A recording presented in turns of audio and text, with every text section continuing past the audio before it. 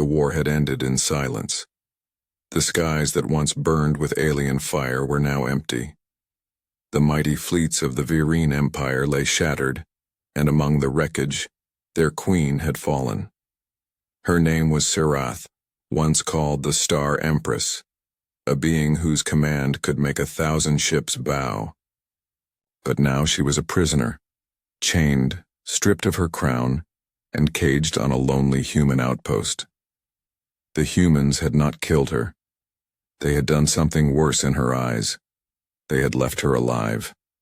Alive to remember everything she had lost. Her empire, her soldiers, her home.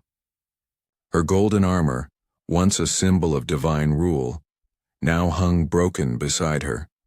The once luminous skin of her kind had faded to dull silver. Her wings, delicate membranes of light, were torn and lifeless. They called her the Ghost Queen. Some mocked her. Others feared her. To the humans she was a symbol of victory, proof that even gods could fall. And so they sent her to a remote prison on a barren moon called Erebus 9. The wind there never stopped. The sun was a cold star, giving little warmth. Her new warden was a young human named Eli Moran.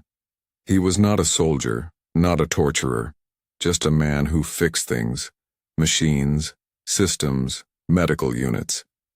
He had no hate in his heart for the alien queen. To him, she was not a trophy or a demon. She was just broken. And broken things, Eli always believed, could be fixed. When he first saw her, she sat in the far corner of her dim cell, silent as stone. Her head was bowed, her hands resting loosely in her lap. Her eyes, once said to glow like suns, were dull and unfocused. She looked at no one. She spoke to no one. Eli tried at first to speak with her. "Queen Serath," he said gently, "can you understand me?" She gave no sign, not even a blink. He tried again the next day.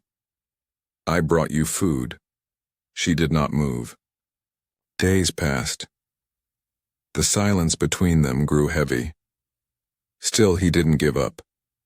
He left small things: a repaired light, a blanket, a working translator. Each time he entered her cell, he spoke softly, even if she never answered. Then, one night, while fixing a broken heater near her cell wall, he muttered under his breath, "It's strange, keeping someone alive just to forget them." The voice that answered was quiet, cracked yet filled with distant pride. Humans enjoy mocking their enemies, do they not? Eli froze. It was the first time she had spoken. He turned to her slowly. She was looking at him now. Truly looking. Her golden eyes, faint but alive, met his. "Maybe some do," he said softly. "But not me." Serath studied him for a long time. Her expression was unreadable. "Then what are you?" she finally asked. He smiled faintly. "Just someone who hates seeing people in pain." After that, something changed. It wasn't sudden, but slow, like dawn after endless night. She began to eat again. She began to speak, short words, quiet ones. Eli repaired her old translator and taught her simple human phrases. In return, she told him fragments of her world. The sound of crystal storms, the light of twin moons, the songs her people once sang before battle. She was still a prisoner, but her silence no longer felt like defeat. Sometimes when Eli spoke of Earth's oceans or human music, she listened closely, her gaze softening. One evening as he turned to leave her cell, she said, "You are a strange creature, Eli Moran." He laughed. "I get that a lot."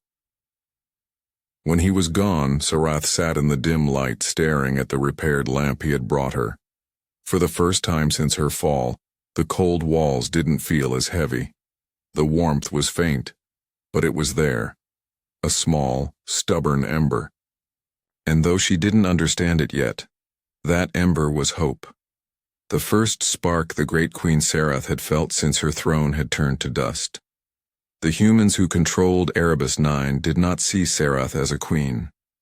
To them, she was a trophy, a living proof that even the greatest could fall. Soldiers walked past her cell, laughing, making cruel jokes about her once great empire. They whispered, "The mighty Star Empress reduced to a meal," or, "Watch her try to walk again." Serath heard every word.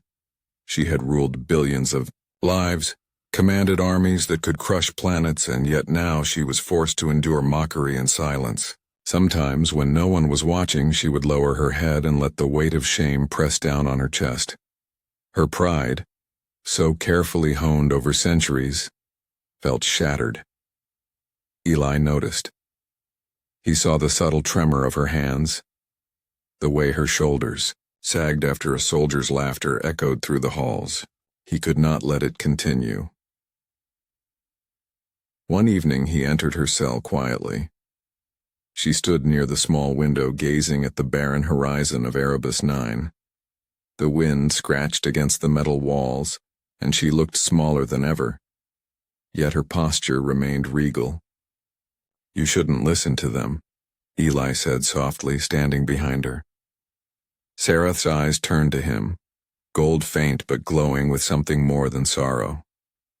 "I am not deaf, human," she said quietly. "Mockery is the last weapon of the small." Eli shook his head. "You're not small," he said firmly. "You've survived when your empire fell. You've survived when everyone else gave up. That makes you stronger than all of them combined." She looked away, her jaw tight. I'm nothing now," she said, her voice breaking slightly for the first time. "My fleet is gone, my throne is gone. I was given to your people as a joke, a symbol of shame. There is nothing left of me to admire." Eli stepped closer. His hand hovered near hers but did not touch. "You think they control your story," he said. "But they don't. You are still here. You are still alive, and being alive is not nothing." For a long moment silence stretched between them. The wind outside howled, and Serath's chest rose and fell like a storm trying to calm. Finally she whispered, "You see me differently." "I do," Eli said, "and I will keep seeing you differently. Not as a queen, not as a prisoner, just as someone who deserves to live with dignity." Something fragile sparked in her. Trust.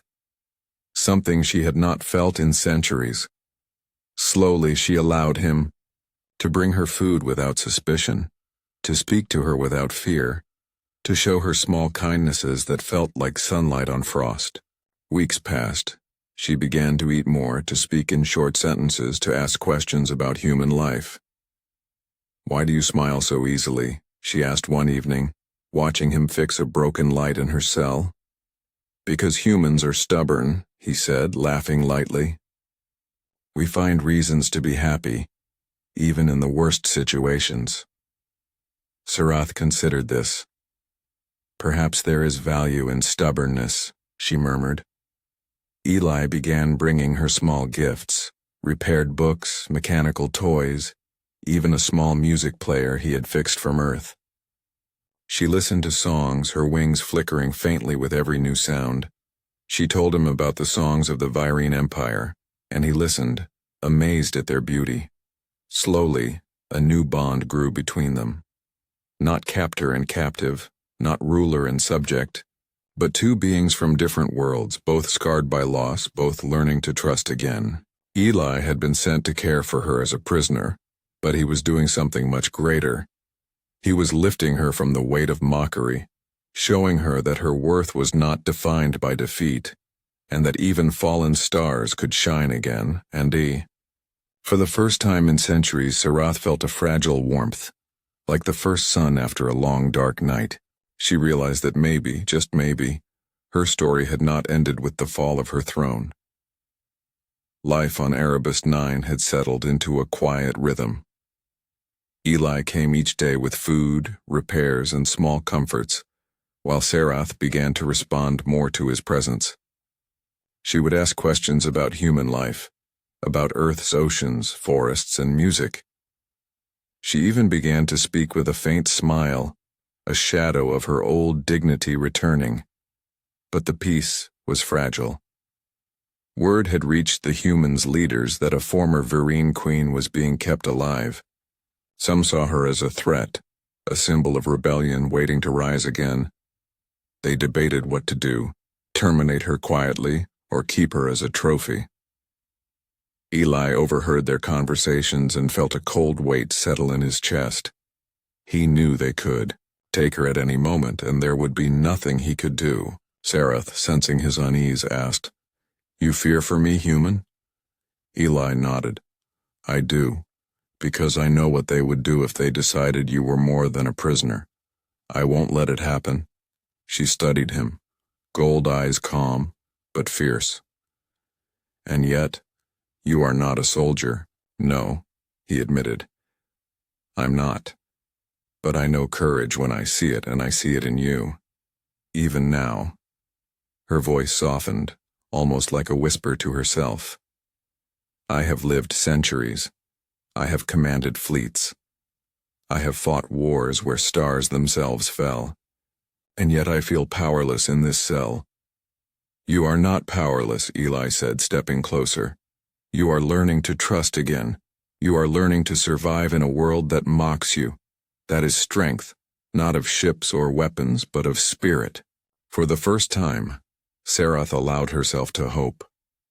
But hope, she quickly realized, carried its own danger. Memories of her past life haunted her, the betrayals of her ministers, the battles she lost because of arrogance or miscalculation. Could she trust a human completely? Could she believe someone wanted to help her, not use her as a tool or a joke?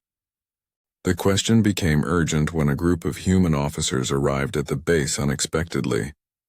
They demanded to see the Queen. Their voices were sharp, their eyes calculating.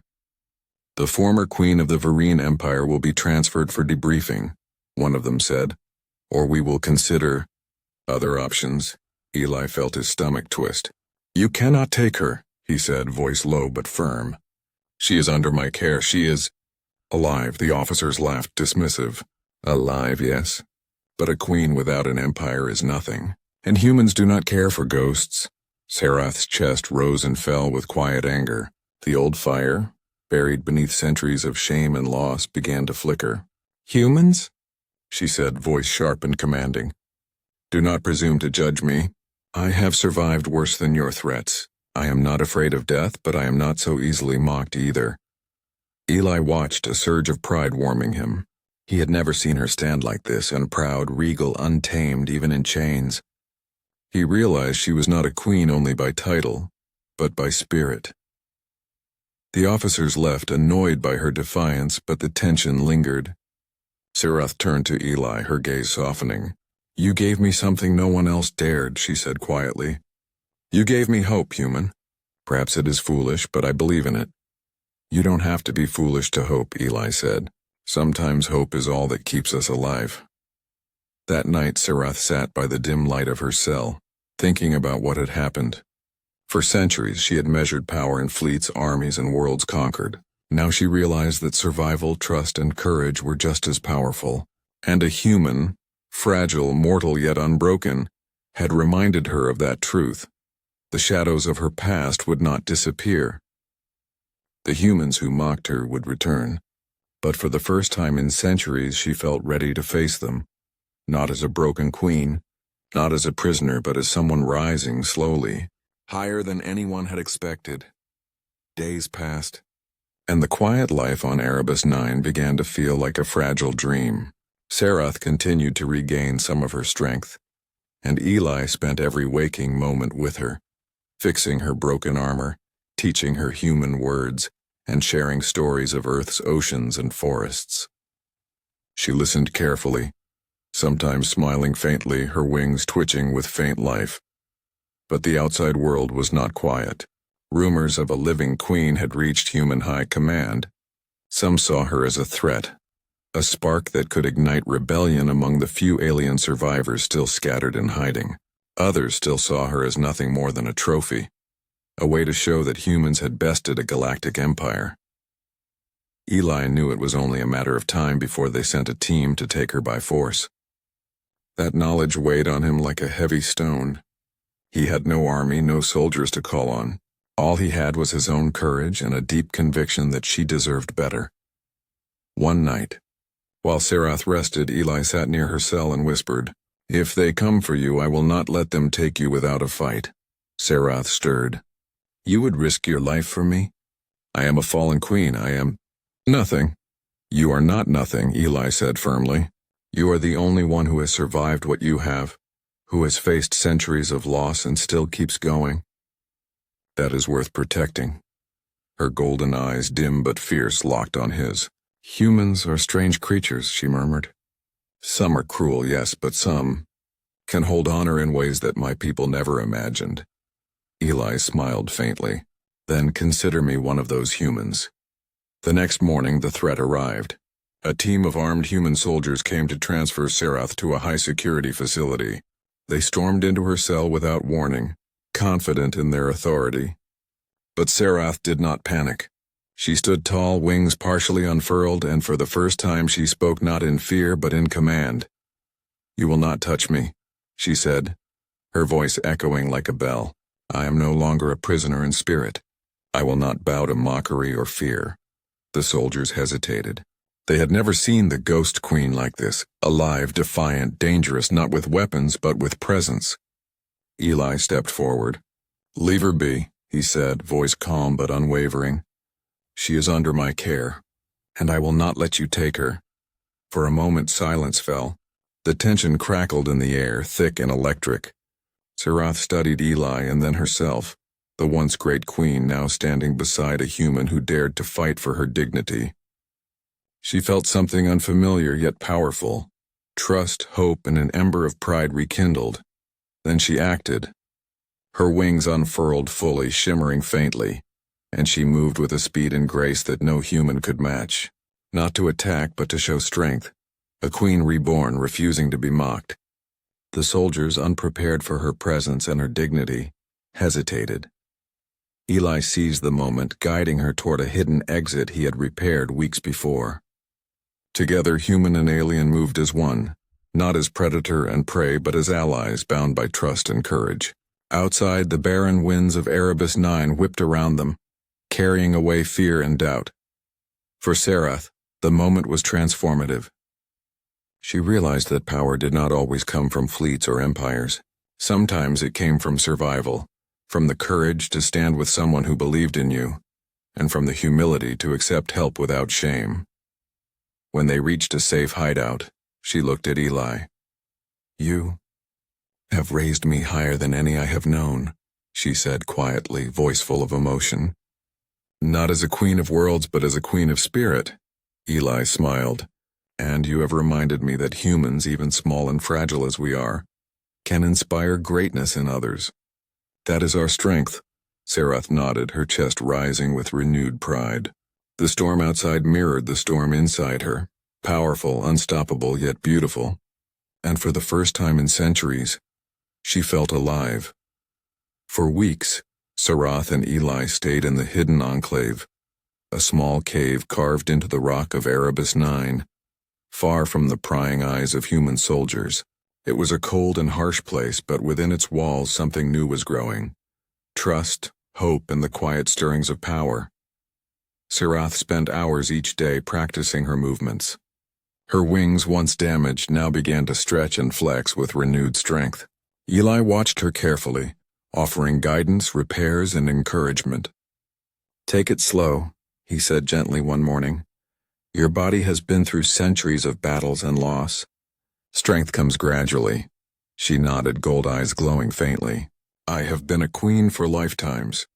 Yet I feel fragile here like a fledgling bird, and yet I am learning that fragility is not weakness." Eli smiled. "Exactly. Strength is not just in fleets or weapons. It is in standing after you have fallen, in surviving, and in trusting someone enough to let them help you. And so she did. With each passing day, she allowed herself to rely on him, to share thoughts and fears she had never shared with anyone else. She spoke of her past victories, her regrets, the faces of soldiers lost in wars, the tears of her people. Eli listened with patience, offering small comforts and words of understanding. Then one day the stillness was shattered. Scouts from the human base had discovered their location. They sent a drone to scan the cave, its lights piercing the darkness. Sarath felt a rush of fear, a sensation she thought had left her long ago. Eli placed a hand on her shoulder. "Remember," he whispered, "you are not alone, and you are not powerless." Her wings unfurled fully, silver shimmering faintly in the dim light. "Then let them come," she said, voice steady. "I am no longer their prisoner. I am Sarath, Queen of the Virene, not of fleets but of spirit, and I will stand." When the drone entered the cave, it tried to capture them with a stun beam, but Sarath moved with breathtaking speed, striking it down before it could harm them. Eli watched amazed. The queen he had nurtured, taught, and cared for was not just surviving. She was rising. That night, as the wind howled outside, Sarath looked at Eli with a mixture of gratitude and something deeper. Respect, admiration, and trust. "You have raised me higher than any I have ever been," she said, voice trembling slightly. "Not as a queen of worlds, but as a queen of being. You see me? Not as a trophy, not as a fallen relic, but as someone who can still stand tall." Eli's eyes shone with emotion. "And you have reminded me what humans can do," he said quietly. "We may be fragile. We may be small. But we can lift others, even beings who seem greater than ourselves, and help them become who they truly are. That is our power." The bond between them had transformed into something stronger than loyalty. It was partnership, mutual respect, and courage intertwined. Sarath now understood that true strength was not measured in empires or battles, but in survival, trust, and rising from the ashes with dignity. Days turned into weeks, and Sarath began training with Eli in more deliberate ways. Exercises for her wings, for her reflexes, and for her mind. Each movement reminded her that she was alive, capable, and free. She had survived defeat, mockery, and despair. Now, with humanity's guidance, she was reborn. One evening, as they sat by a small fire in the cave, Sarath reached out and touched Eli's hand lightly. "You have given me life again," she said, her voice full of quiet power. "And I will honor it, by becoming more than I was, by standing taller than I ever dreamed possible." Eli smiled, warmth and pride flooding him. "And we will do it together," he said. "Human and queen, fallen star and steadfast heart, together." Outside the cave, the barren winds of Erebus 9 raged, but inside, hope burned bright. And for Sarath, the ghost queen, no longer. She was alive, she was strong, and for the first time she felt worthy of the future she would fight to claim. The quiet sanctuary on Erebus 9 did not last. The humans who had captured Sarath refused to let her remain free. A small strike team landed near the cave, armed with stun rifles and drones, ready to reclaim their trophy. But they had not counted on Eli or the transformation of the fallen queen.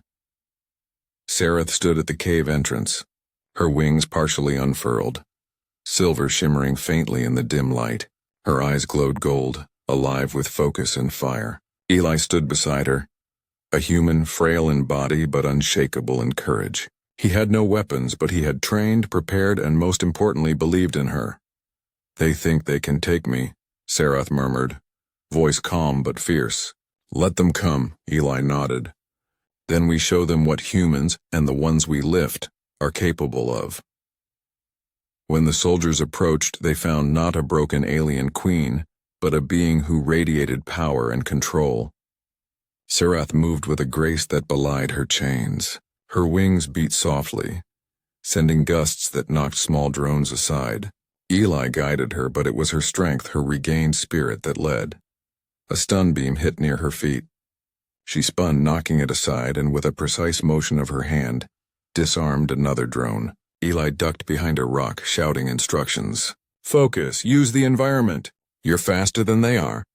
Sarath smiled faintly at him, understanding more than words could express. Together they were a team. Human ingenuity paired with alien power, trust fused with courage. Each soldier that tried to enter the cave was met with Sarath's swift precision. She did not kill, but she moved with such authority and skill that fear and hesitation filled their ranks. For Eli, watching her was like witnessing a sunrise after centuries of darkness. He had seen her despair, her shame, her fragile hope, and now he saw the true queen emerge. Not a ruler of armies, but a queen of spirit, a warrior whose strength came from survival, trust, and belief. One of the soldiers tried to flank them, thinking he could overpower Eli. But Eli anticipated the move, tripping a small mechanism he had set earlier. It created a minor explosion, knocking the soldier back. Sarath's wings beat again, sending dust and debris into the air, giving them cover. Together, human and queen moved as one, unstoppable in purpose, unshakable in bond. After what felt like hours, the remaining soldiers retreated. Sarath stood at the cave entrance, her chest rising and falling with calm authority. She looked at Eli, her golden eyes filled with emotion, and said softly, "You gave me more than hope. You gave me courage. You taught me that even when all seems lost, one can rise higher than any who would mock us." Eli smiled, his own chest heavy with pride.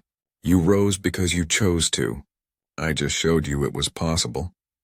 That's what humans do. We lift each other, even when the world expects us to fall." For the first time since her fall, Sarath felt the full weight of her regained strength. She was not the queen of a shattered empire, nor a captive to mockery. She was a being reborn, powerful in a way no empire could grant, strong through courage, trust, and alliance with humanity. That night, as they watched the barren horizon, Sarath's wings glimmered softly in the dim light. "I am no longer the Ghost Queen," she whispered. "I am Sarath, alive, free, and ready to stand taller than ever before." Eli placed a hand on her shoulder. "And we will face the future together," he said. "Human and queen, survivor and protector. Together nothing can mock what we have built." Outside, the wind howled across Erebus 9, carrying away fear and doubt. Inside, hope burned brightly.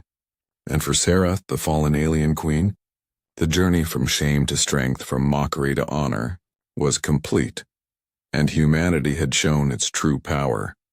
The battle was over, but the story had only just begun.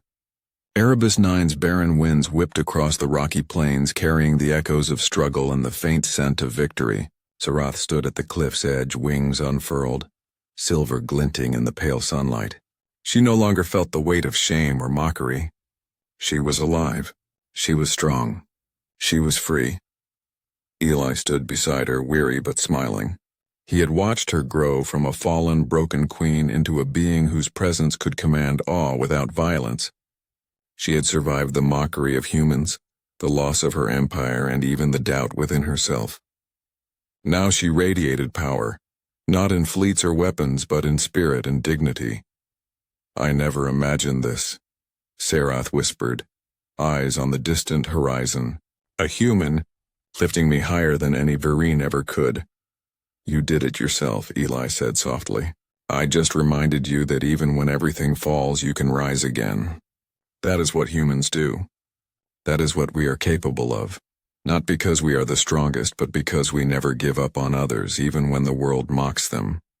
Sarath turned to him, golden eyes bright. "And you never gave up on me?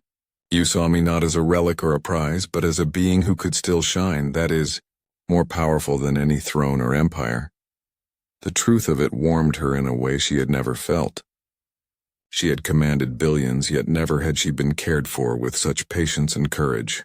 Humans were fragile, yes, but fragile hearts could hold the greatest strength, empathy, hope, and belief in others. Eli reached out, placing a hand over hers. "The Vereen believed strength came from fear and fleets. You've shown me that true power comes from rising after falling, from trusting and from standing with someone who believes in you." You're a queen in ways no empire can teach. Tears glimmered in Sarath's eyes. Not tears of sorrow, but of release. Centuries of pain, loss, and shame finally melting away. She lifted her wings fully, feeling the air beneath them, feeling her body alive again. I am Sarath. Not the ghost queen, not a trophy, not a shadow of my past. I am me, and I will rise higher than ever before. Eli smiled, pride swelling in his chest. And humanity will be there with you, he said. Because we lift those who fall, and we never stop believing in what others can become. They stood together on the cliff, the barren world around them harsh and empty, yet filled with possibility. Sarath's wings glimmered in the sunlight, a symbol of rebirth, and Eli's presence reminded her that even the smallest creatures could create greatness. For the first time in centuries, she looked not to the past, not to her lost empire, but forward into what she could be. The mockery of humans intended to break her had failed. Instead, it had revealed a new truth. Humans, in their strange, fragile ways, could raise a fallen queen higher than any empire ever could. Eli stepped closer. The universe may have thought you were finished, he said softly. But you're just beginning. And together, we can face whatever comes next. Sarath's heart swelled with emotion, a feeling both terrifying and exhilarating. She had faced mockery, chains, and despair, and yet here she was, stronger, wiser, alive. She realized that no crown, no throne, no fleet could ever give her the power she now held. Courage, trust, and the knowledge that someone believed in her. I am ready, she said, voice firm yet full of emotion. Ready to rise, ready to live, ready to be higher than any who ever mocked me. Eli nodded, and together they looked out over Erebus 9, the sun casting light over the barren land. Two beings from different worlds, one human, one alien, bound by trust, courage, and shared destiny. The fallen queen had become a queen of spirit. The human had shown that even the smallest and most fragile species could achieve greatness through hope, compassion, and perseverance, and the universe, watching quietly, had learned a lesson in humanity.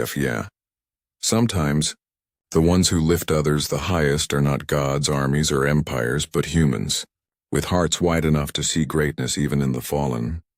Sarath spread her wings, feeling the wind beneath her, and whispered, higher than any other. Eli smiled. Yes, higher than any other.